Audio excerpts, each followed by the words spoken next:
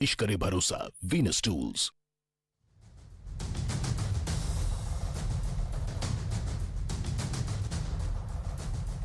नमस्कार व्यूअर्स, मैं हूं अमीश देवकर और आप देख रहे हैं देश का सर्वाधिक देखे जाने वाला कार्यक्रम आर पार। दिल्ली की सियासी लड़ाई में आज जबरदस्त एक्शन वाला दिन था। पहले दिल्ली सरकार के दो विभागों ने अखबार में बकायदा विज्ञापन देकर कहा कि दिल्ली में ना तो कोई संजीवनी योजना है और ना ही महिलाओं को 2100 रुपए देने वाली कोई पॉलिसी। आम आदमी पार्टी इस विज्ञापन पर भड़क गई और जवाब देने के लिए दिल्ली के पूर्व मुख्यमंत्री, आम आदमी पार्टी के सुप्रीमो अरविंद केजरीवाल और मौजूदा मुख्यमंत्री आतिशी मारलेना मैदान में उतर गए और बीजेपी पर आरोपों की झड़ी लगा दी। उन्होंने कहा कि अधिकारियों पर दबाव बनाकर ऐसे विज्ञापन दिए गए हैं। इसके बाद केजरीवाल ने गंभीर आरोप लगाते हुए कहा कि बीजेपी नेता परवेश वर्मा लोगों को पैसे बांट रहे हैं, जिसका जवाब देते हुए परवेश वर्मा ने कहा कि उनकी संस्था 25 सालों से गरीब लोगों की मदद के लिए पैसे बांटती है। इसके बाद कांग्रेस दिल्ली सरकार के खिलाफ श्वेत पत्र यानी व्हाइट पेपर लेकर मैदान में आ गई और कहा कि आम आदमी पार्टी की सरकार ने दिल्ली को नर्क बना दिया है और दिल्ली की जनता का बुरा हाल कर दिया है। तो आज दिल्ली में बढ़ते सियासी तापमान पर होगी देश की सबसे बड़ी पॉलिटिकल बहस। 25 का रण, लेकिन 24 में है जबरदस्त तनातनी।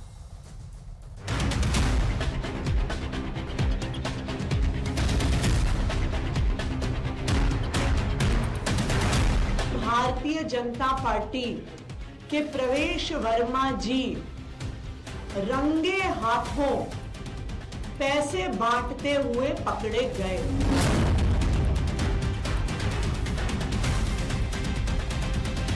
अभी प्रवेश वर्मा जी के घर में करोड़ों रुपए कैश पड़ा है। ईडी अभी जाके रेड करे, सीबीआई अभी जाके रेड करे, दिल्ली पुलिस अभी जाके रेड करे। दिल्ली चुनाव में आम आदमी पार्टी ने बीजेपी पर पैसे बांटने का गंभीर आरोप लगा दिया। पूरे मीडिया को आज साथ लेके जाऊंगा, मैं वहां दिखाऊंगा, वहां लोग कहने को तैयार हैं कि हजार रुपए देके गए हैं ये लोग। हालांकि बीजेपी के परवेश वर्मा का कहना है कि वो अपनी संस्था के जरिए हमेशा जरूरतमंद लोगों की मदद करते हैं। एक बात से मुझे खुशी है कि कम से कम मैं यहाँ पे शराब नहीं बांट रहा हूँ। जब दिल्ली में कोविड था, मुख्यमंत्री केजरीवाल जी वो दिल्ली में शराब बांट रहे थे, एक बोतल के बदले में एक बोतल फ्री दे रहे थे। मेरी संस्था बहुत पुरानी है और बहुत ही वर्षों से मेरे पिताजी ने जो मुझे सिखाया, संस्कार दिए कि जो भी ज़रूरतमंद होते हैं, जो भी गरीब होते हैं, उनकी मदद करनी है। लेकिन दिल्ली में एक और सियासी मोर्चा आम आदमी पार्टी सरकार की संजीवनी योजना को लेकर भी खुल गया है। खुद दिल्ली सरकार के दो विभागों ने नोटिस जारी कर बताया है कि दिल्ली में फिलहाल कोई संजीवनी या महिला सम्मान स्कीम लागू नहीं है, जबकि दिल्ली सरकार कह रही है कि महिलाओं को 1000 रुपए वाली स्कीम का नोटिफिकेशन जारी हो चुका है।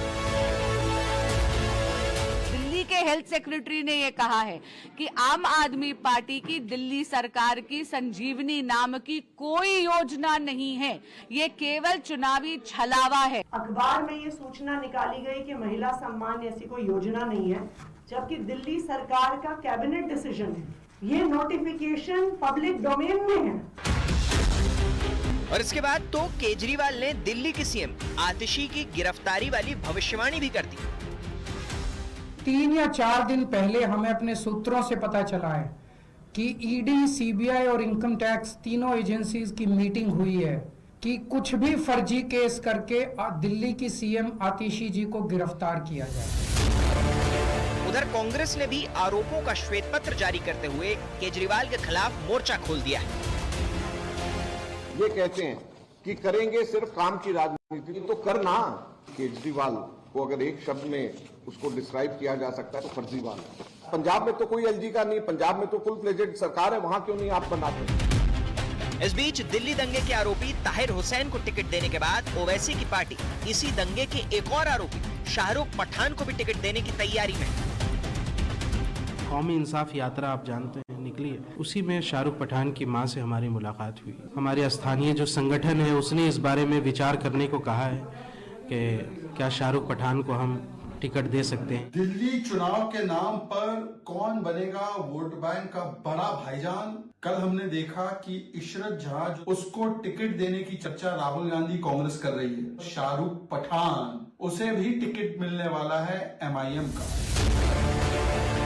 तो आज दिल्ली चुनाव में अलग अलग सियासी दांव पर होगी देश की सबसे बड़ी बहस। और अब वक्त है आर पार के सुप्रसिद्ध विश्लेषण का। आइए नजर डाल लेते हैं आर पार के विश्लेषण पर।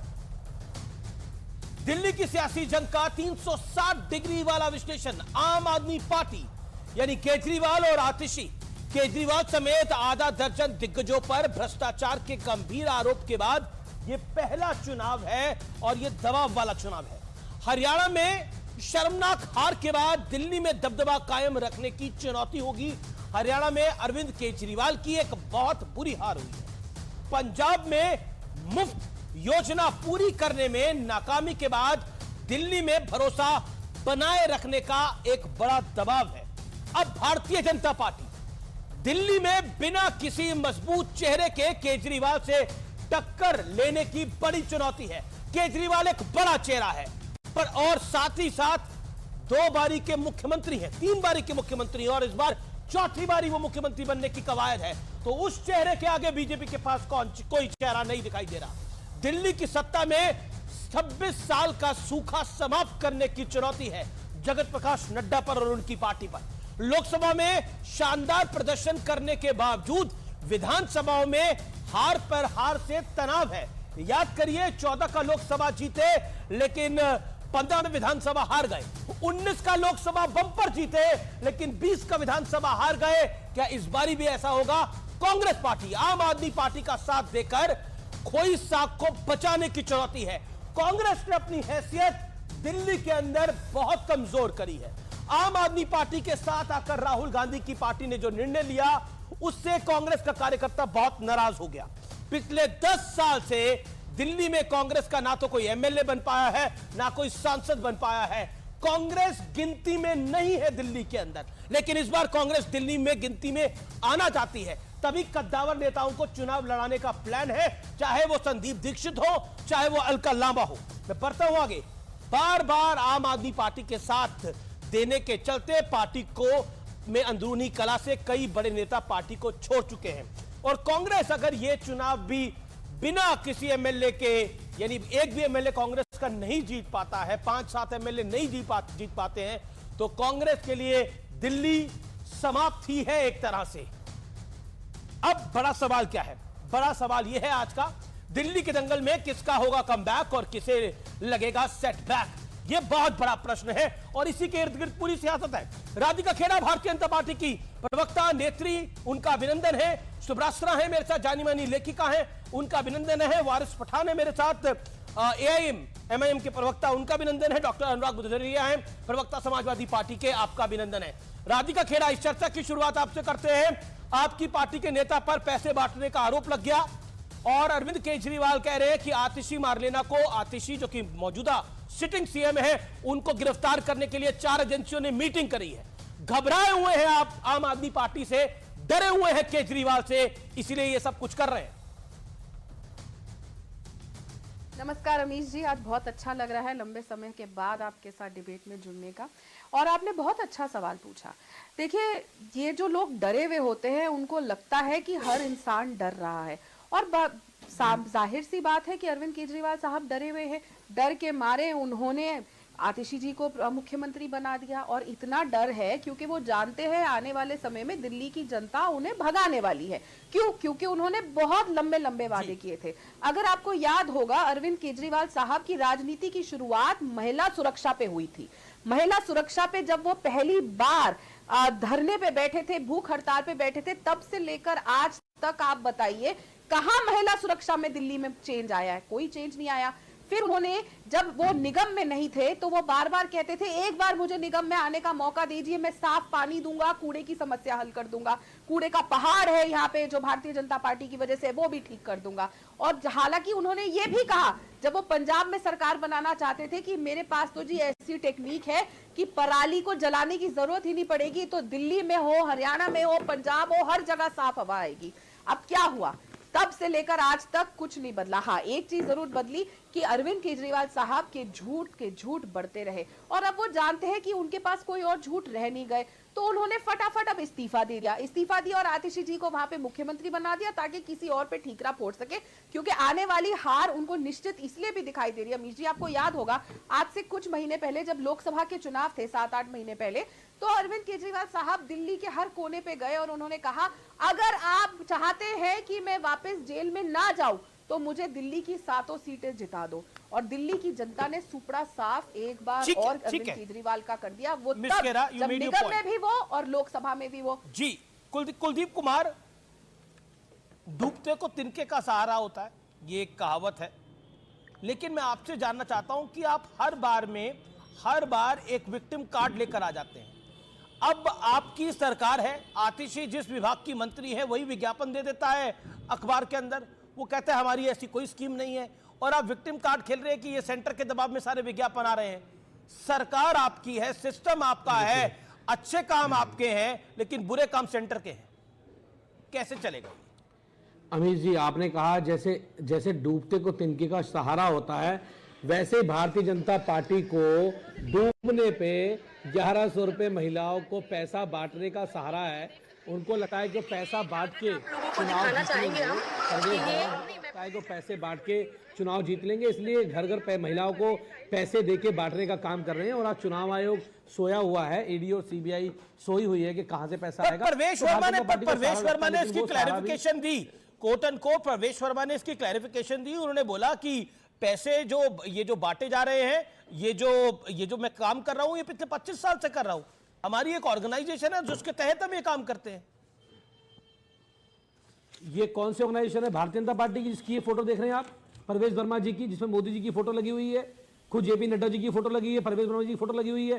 पैसे बांट कर नई दिल्ली विधानसभा में कब से पैसे बांटने लगी उनकी संस्था, और कौन सी संस्था पैसे बांटती है, कहां से पैसा आया उनके पास, कैश में पैसे कहां से बांट रहे हैं, ये सवाल है जो उनसे पूछे जाएंगे। वो पैसा कहां से ला रहे हैं? वो डूबती हुई नैया को भारतीय जनता पार्टी पैसे के सहारे बचाना चाहती है, लेकिन बचनी बड़ी खबर आ रही है कुलदीप, मैं आपको रोकना चाहूंगा, काफी देर से खबर चल रही है, अरविंद केजरीवाल के खिलाफ शिकायत दर्ज कराई गई है संसद मार्ग थाने के अंदर, और ये कांग्रेस ने एक शिकायत दर्ज कराई है। बीएनएस की धारा 316, 317 के तहत शिकायत दर्ज कराई गई है।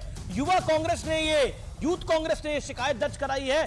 धोखा देने, गुमराह करने के आरोपों में एफआईआर दर्ज कराई गई है। केजरीवाल के खिलाफ ये एफआईआर दर्ज कराई गई है। पहला आपका रिएक्शन इस पे कुलदीप कुमार, अरविंद केजरीवाल के खिलाफ कांग्रेस ने एफआईआर रजिस्टर कराई है। अजय माकन ने बोला केजरीवाल का नया नाम फर्जीवाल है, शिकायत दर्ज कराई है कांग्रेस पार्टी ने। मैं आपके चैनल पे कहना चाहता हूं, ये दोनों पार्टियां अपना जनाधार दिल्ली के अंदर खो चुकी हैं। इनका जनाधार दिल्ली के अंदर नहीं है। आज अरविंद केजरीवाल जी की योजनाओं पर अलायंस पार्टी हम नहीं, हम अकेले चुनाव लड़ रहे हैं दिल्ली के अंदर। अच्छा, एक तरफ बताइए, लोकसभा चुनाव में आप लोकसभा कैंडिडेट थे, कुलदीप कुमार रुकिए यहाँ पर, आप लोकसभा कैंडिडेट थे कुलदीप कुमार, आप Lok Sabha candidate jointly Congress party के थे और आम आदमी पार्टी के थे, यस और नो?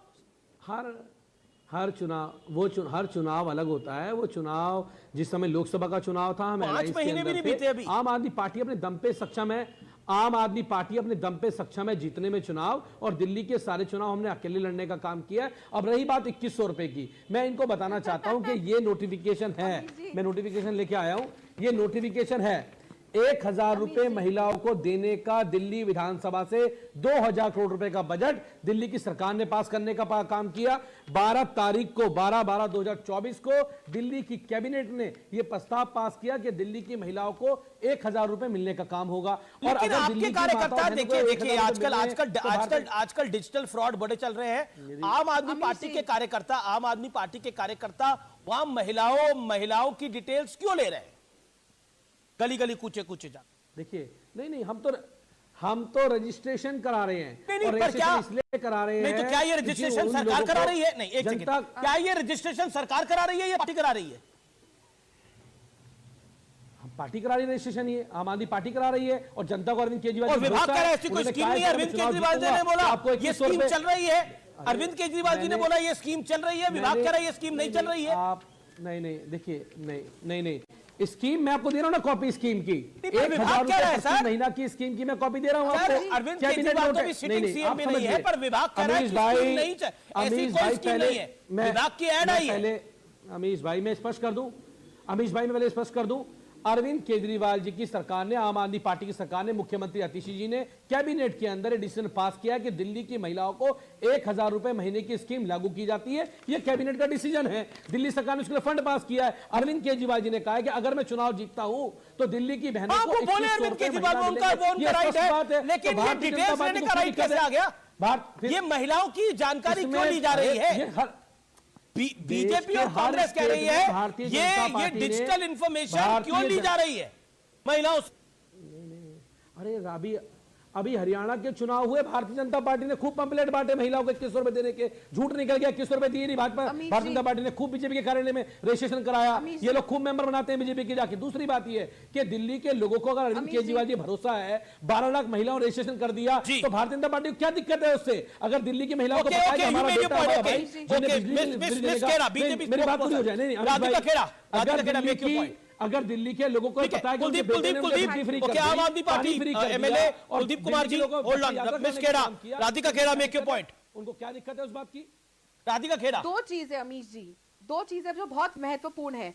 ये कह रहे हैं कि हम रजिस्ट्रेशन करा रहे हैं, फॉर्म भर रहे हैं, तो आप उसके लिए आधार कार्ड डिटेल्स क्यों ले रहे हैं? आपकी तो सरकार बनेगी या नहीं वो आगे जाके पता चलेगा। आप इलीगली महिलाओं के आधार कार्ड डिटेल्स, उनके फोन नंबर्स ले रहे हैं, इसका आप कहां इस्तेमाल करेंगे? क्या गारंटी है? आप सरकार की तरफ से तो अभी आ नहीं रहे और आपने हाथ गिव अप कर दिया है। जो स्कीम आप मार्च में लेकर आए थे और आपने कहा कि अरविंद केजरीवाल को जेल भेज दिया इसलिए हम कुछ नहीं कर पाए, तो जो उनकी खड़ाऊ की पूजा कर रही थी वो सितंबर में उनके जेल से बेल पे बाहर आने के बाद क्या सो रही थी 2 महीने तक? क्यों नहीं लागू करी? और अभी तक तो कहीं पे भी नोटिफिकेशन आया नहीं है इलेक्शन का, लागू करनी चाहिए थी स्कीम, किसने आपको रोका? दूसरी बात देखिए ना, एक बहुत ही हास्यास्पद स्थिति हमें अमीश जी यहाँ देखने को मिल रही है। आज कांग्रेस पार्टी एफआईआर दर्ज कर रही है। चुप रहिए और मेरी बात कंप्लीट होने दीजिए, मैं आपके बीच में नहीं बोली थी। आज कांग्रेस पार्टी केजरीवाल साहब के खिलाफ एफआईआर दर्ज कर रही है और ये कह रही है कि वो धोखेबाज है। असलियत ये है कि कांग्रेस और केजरीवाल साहब की पार्टी मिलके दिल्ली की जनता को बेवकूफ बना रही है, क्योंकि ये वही कांग्रेस है जो 6 महीने पहले तक इनके साथ खड़ी हुई थी और कह रही थी कि भारतीय जनता पार्टी ने 6 महीने पहले आप भी कांग्रेस में खड़ी थी राधिका जी। ये तो बिल्कुल पाक साफ है। और आज उनके खिलाफ एफआईआर दर्ज कर रहे हैं। राधिका जी, 6 महीने पहले आप भी कांग्रेस में खड़ी थी, आज भाजपा में खड़ी हैं। जब उनको अरेस्ट किया गया था, आज 6 महीने पहले आप भी भाजपा को गाली बकरी थी, आज भाजपा में खड़ी हैं। आज कांग्रेस सही है। तो आप राधिका खेड़ा जी, जब आप बीजेपी को कोसते थे तब बीजेपी सही थी, आज बीजेपी सही है? बताइए, अरविंद केजरीवाल ने कहा था कि आप मुझे बताइए, जिस समय आप मोदी जी को चैनल में बैठ के गरियाती थी उस समय आप सही थी, आज सही है? बताइए, वोट किया आप बताइए, जब आप बीजेपी को कोसती चैनल में बैठ के तब बीजेपी सही थी या आज सही है? बताइए, जब कांग्रेस की तारीफ करती थी तब कांग्रेस सही थी या आज कांग्रेस सही है? बताइए, जवाब चाहता है आपसे। जवाब देने देंगे तो बताइए, बीच में नहीं बोलेंगे। 6 महीने पहले जब आप बीजेपी कांग्रेस में थी राधिका जी, तब कांग्रेस ठीक थी, आज कांग्रेस ठीक है? देखिए, मेरा मानना है ये डिबेट राधिका खेड़ा के ऊपर नहीं है। राधिका खेड़ा को कांग्रेस छोड़े अब 6 महीने हो चुके हैं और किस कारण से छोड़ी उन्होंने विस्तार से, मुझे लगता है हर इस देश के अखबार ने, इस देश के न्यूज चैनल ने उस खबर को छापा था। उनके साथ जो घटित हुआ कांग्रेस पार्टी के अंदर, मुझे नहीं लगता कि वो किसी के साथ भी हो जो उनके साथ घटित हुआ। लेकिन ये वो देखिए, उन्होंने कांग्रेस क्यों छोड़ी ये अब जग जाहिर है।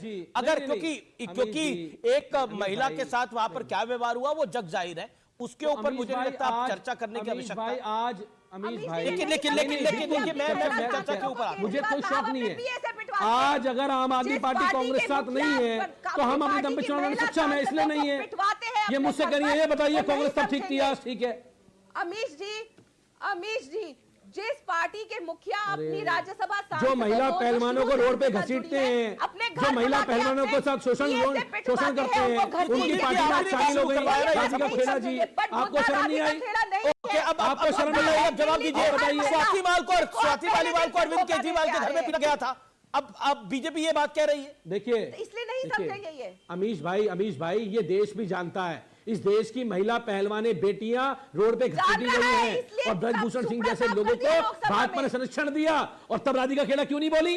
तब राज्य रखो, याद नहीं आई ये बातें? बताइए, मणिपुर के अंदर हमारे फैसला हो गया, पहलवानों का भी हरियाणा में फैसला हो गया, आगे बढ़ते हैं दिल्ली के दंगल की तरफ। Okay okay, you made your point. Sir के खिलाफ अमीश भाई, आप स्वाति मालीवाल के बारे में बोल के दिखाया आपने। अरे आप में अगर हिम्मत है तो ब्रजभूषण सिंह के खिलाफ एक सेकंड, सीज फायर। देखिए, बोल के दिखाओ, मालीवाल के फेवर में बोल के दिखाइए। अगर आप में हिम्मत है तो ब्रजभूषण सिंह के खिलाफ बोल के दिखाओ, बोल के दिखाओ अगर आप में हिम्मत है तो। मुद्दा लेके जो महिला सही होगी उसके साथ खड़े होंगे, ध्यान रख लीजिए। मुद्दा साफ पानी, साफ हवा और महिलाओं के साथ जो आपने धोखाधड़ी करी वो है। जी ये सीरियस मैटर है। एक तो मुझे ये समझ में नहीं आ रहा कि बार बार क्यों लग रहा है कि आतिशी जी गिरफ्तार हो जाएंगी, ये बात क्यों लग रही है। ये अनुराग भदौरिया, ये अरविंद केजरीवाल ने आज प्रेस कॉन्फ्रेंस करी और कहा कि तीनों एजेंसियां मिली हैं, आतिशी जी को गिरफ्तार किया जा सकता है। आपको भी ऐसा लगता है क्या? तो क्या अखिलेश जी ने तो हैरानिया तौर पे समर्थन किया है अरविंद केजरीवाल का? देखिए, ये देश पूरी अच्छी तरह जानता है कि भारतीय जनता पार्टी विपक्ष के खिलाफ कुछ न कुछ षड्यंत्र रचती रहती है। विपक्ष के नेताओं को जेल में डालने का काम तो किया ही है ना। इसके पहले अरविंद केजरीवाल को जेल में डाला, संजय सिंह को जेल में डाला, सिसोदिया जी जेल में रहे, उधर हेमंत सोरेन को भी जेल में डाला था। तो जेल में डालने की इनकी परंपरा है। ये जनता से नहीं जीत पाते हैं तो ये अपनी एजेंसियों का दुरुपयोग करते हैं, जो कि नहीं करना चाहिए। संविधान और लोकतंत्र में कम से कम एजेंसी तो निष्पक्ष होनी चाहिए, उसको तो प्रभावित कम से कम नहीं करना चाहिए। जब यही प्रभावित हो जाएगा तभी तो हम कहते हैं कि संविधान खतरे में। बाबा साहब दिल्ली में आप अरविंद केजरीवाल के साथ हैं और राहुल गांधी के खिलाफ हैं। दिल्ली में आप अरविंद केजरीवाल के साथ हैं, राहुल के खिलाफ। देखिए, ना हम कांग्रेस के खिलाफ हैं, हम कांग्रेस के साथ भी हैं, अरविंद केजरीवाल के साथ हैं। दोनों अपनी पार्टियां। आपने तो अरविंद केजरीवाल को लाने के लिए बोला है, लोकतंत्र है। आपने तो अरविंद केजरीवाल की सरकार को वापस बनाने के लिए बोला है। तो राहुल के तो खिलाफ हो गए, राहुल जी तो लड़ रहे हैं अरविंद जी के खिलाफ। जो जीतेगा, देखिए मेरा एक ही मकसद है कि दिल्ली में भारतीय जनता पार्टी हारनी चाहिए। भारतीय जनता पार्टी को हराना ही हमारा मकसद है। जो जीत रहा होगा, जो मजबूत है, उसके मैं तो कह रहा हूं भारतीय जनता पार्टी को दिल्ली में नहीं आने देना है, क्योंकि वहां आम आदमी पार्टी की सरकार है। आम आदमी पार्टी अभी मजबूत है, तो हम कहते हैं आम आदमी पार्टी को जिताओ। अगर वारिस पठान की पार्टी भी हो सकता है कि दिल्ली की सत्ता में आ जाए, तब क्या करेंगे? अब वो आप अच्छी तरह जानते हैं कि वो किसके लिए काम करते, इसलिए हमें बोलने की जरूरत नहीं है। किसके लिए काम करते हैं, वो कहां है, किस लिए है, क्यों काम करते हैं, किसके लिए काम करते हैं, वो वारिस पठान जी भी जानते हैं। सुनिए, वारिस पठान जी भी जानते हैं, जनता भी जानती है, इसीलिए उनको उसी जगह जनता वोट भी उसी हिसाब से करती है। आप जानते हैं अच्छी तरह से कि अभी दिल्ली में इंडिया गठबंधन के अलायंस दोनों लड़ रहे हैं, आम आदमी पार्टी और कांग्रेस। हम तो चाहते हैं आम आदमी पार्टी और कांग्रेस दोनों मजबूती से लड़े और भारतीय जनता पार्टी को हराए। चलिए, अंधेरा हो गया, जहां से आप बोल रहे हैं वहां अंधेरा हो गया, या तो वहां बत्ती गुल हो गई है या तो आपका कैमरा ऑफ हो गया। ओके, जवाब वारिस पठान। देखिए अमीश भाई, जिस तरह से तमाम मुख्तलिफ सियासत अच्छा, आप किसकी तरफ से लड़ रहे हैं? बार बार आप पे आरोप लगता है बीजेपी की इजाजत दिया है चुनाव लड़ने के लिए। नहीं, देखिए, मैं अभी बोल रहा था, आपने रोक दिया। जिस तरह अमीश भाई दूसरी मुख्तलिफ सियासत पार्टी को चुनाव लड़ने की इजाजत है, इसी तरह संविधान ने हमको भी इजाजत दिया चुनाव लड़ने की, और हम भी इंशाल्लाह दिल्ली में चुनाव लड़ेंगे। और हमको यकीन है कि इस मरतबा दिल्ली की जनता हमको वोटों से नवाजेगी और हमको अच्छी तरह कामयाबी मिलेगी। अब हमने एक सीट डिक्लेयर की है मुस्तफाबाद से ताहिर हुसैन की, तो तमाम सियासत पार्टियों के पेट में दर्द हो गया। अरे ये किसको डिक्लेयर कर दिया? अरे भाई साहब, लॉ मैगजीन तो कभी जाके पढ़िए।